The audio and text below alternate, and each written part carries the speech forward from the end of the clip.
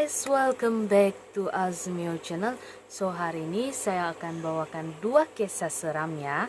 Sebelum saya mulakan cerita hari ini, jangan lupa untuk subscribe dan like channel ini karena subscribe itu sangat berharga bagi saya. And kalau kamu ada cerita seram, kamu boleh hantarkan ke email yang ini.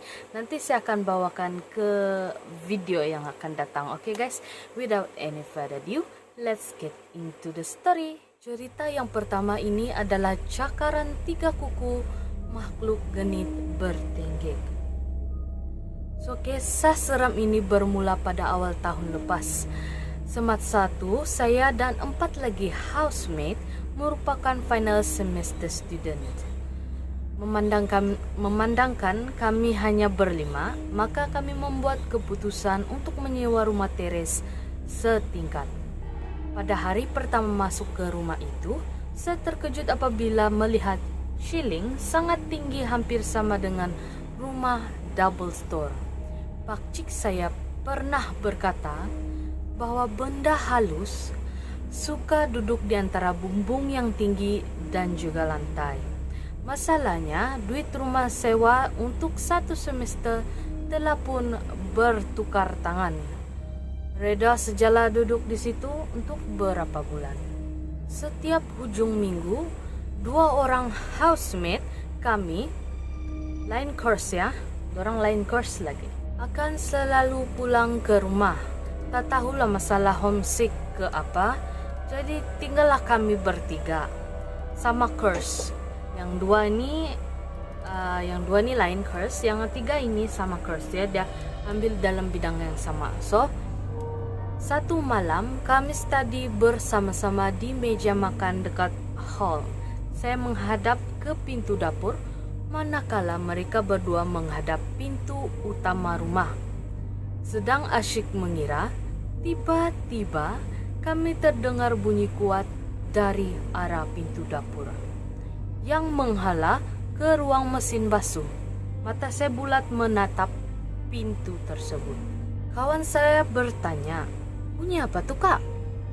Saya hanya menggeleng kepala, tapi hakikat saya tahu rangka katil besi yang tersandar sendeng di ruang mesin basuh itu telah menghampap mesin basuh. "Kak, jomlah tengok." Bukan main cemas lagi muka semua orang. Perlahan-lahan kami berjalan ke dapur. Disebabkan saya paling kakak, jadi saya yang di hadapan. Sempat lagi tangan mencapai pisau kiwi, baru beli di Tesco petang semalam. Disebut ya Tesco ya. "Siapa tuh?" Aku buat-buat berani nak tanya. Dalam hati ini kenapalah asyik aku yang terpaksa memberanikan diri yang hakikatnya hampir. Mereka berdua hanya mengekori dari belakang semasa nak buka pintu. Saya pejamkan mata sambil baca ayat kursi kuat-kuat. Saya tak nampak apa-apa. Kawan-kawan saya di belakang ternampak makhluk genit tetapi mengerikan tertenggek di atas rangka katil itu. Lantas mereka tarik tangan saya lalu menutup pintu. Saya terduduk atas bungkusan sabun serbuk.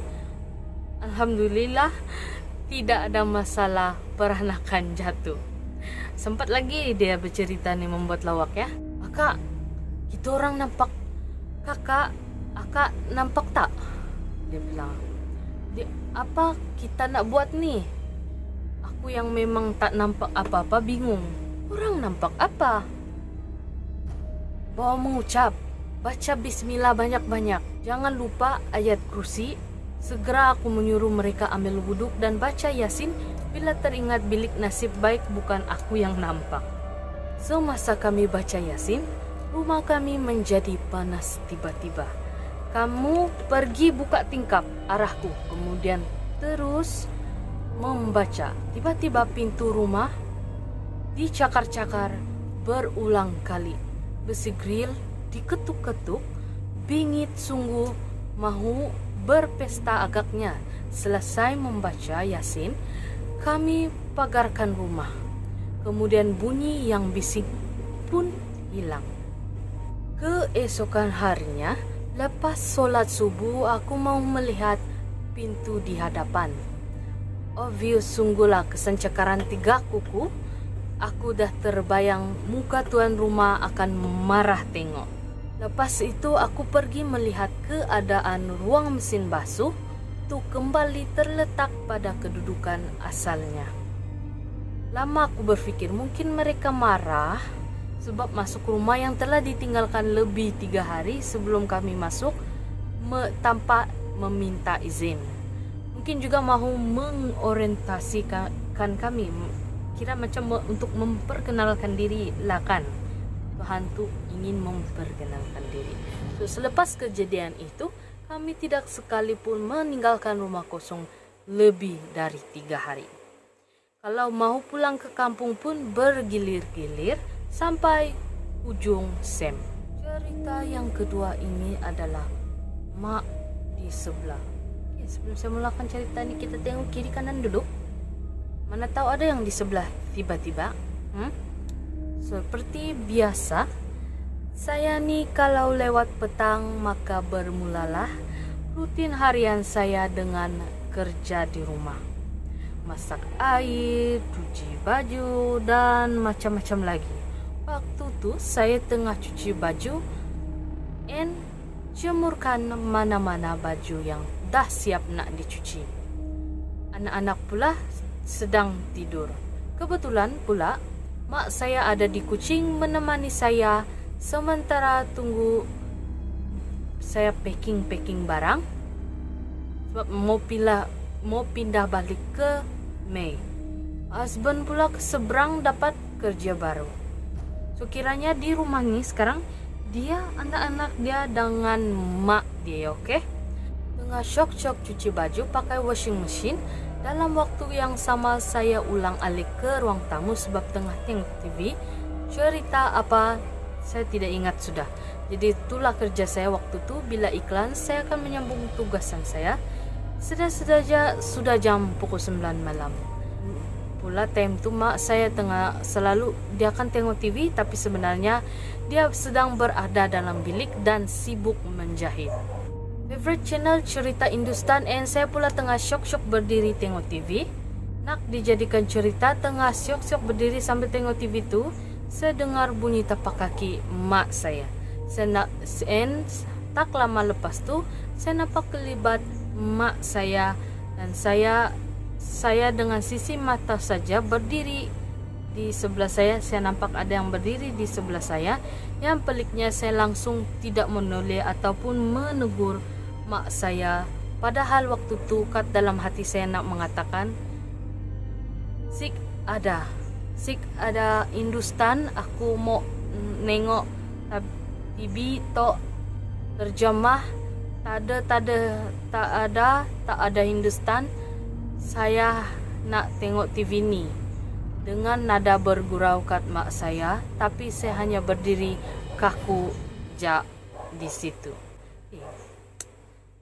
Pencerita kita ni orang kan.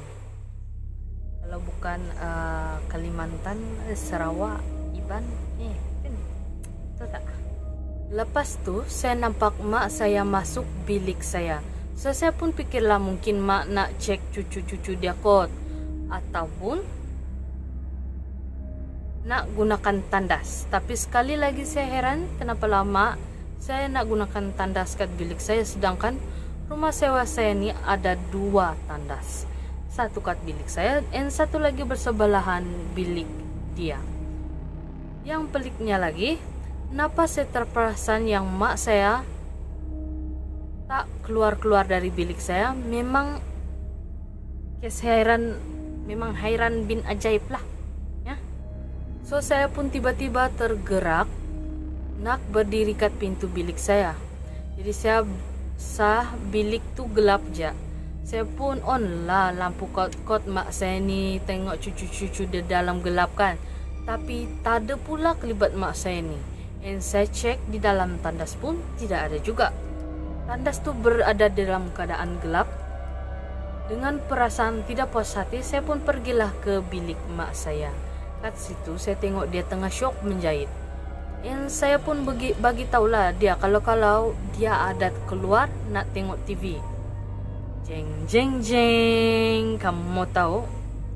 Ini yang buat saya suspend tau. Saya bagi tahulah apa yang baru saya alami kat mak saya. Saya ingatkan dia ni bergurau je dengan saya. Cause mak saya ni memang kuat juga lah dengan gurauan-gurauannya. Memang suka buat kita orang ni ketawa, tapi dia mati-mati cakap yang dia tidak keluar dari bilik start lepas sembahyang isyak. Tapi bila dipikirkan balik memang ada logik juga lah apa yang dikatakan oleh mak saya. Semasa saya nampak mak saya masuk bilik, saya tidak nampak pula mak tu keluar daripada bilik saya.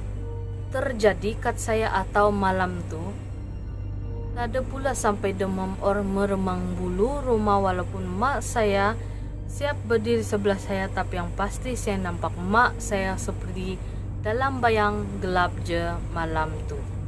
Apa-apa pun saya buat macam tidak apa-apa yang pernah berlaku. Okay? Sebenarnya pengalaman macam ni pertama kali saya alami kat rumah sewa saya.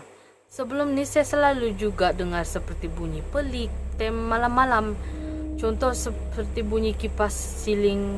Waktu tu kipas siling tak on pun, tapi saya dengar dia sedang on.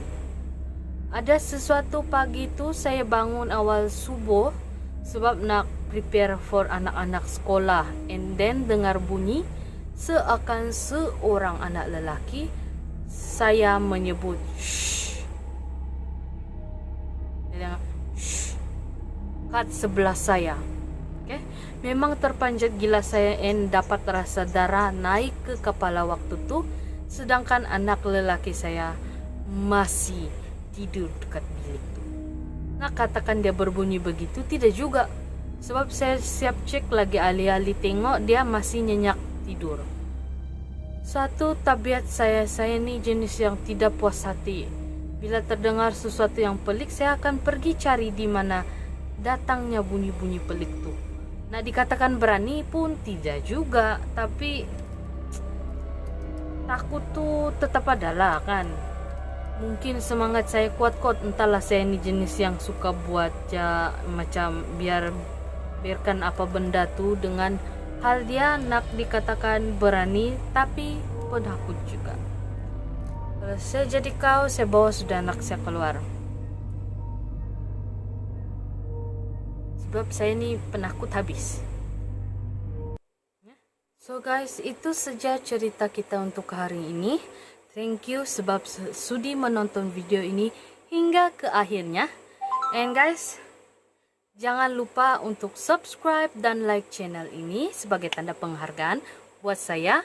Dan kalau kamu ada cerita seram, sila kongsikan di email yang ini. Nanti saya akan bawakan di video akan datang. And guys, see ya. Be careful.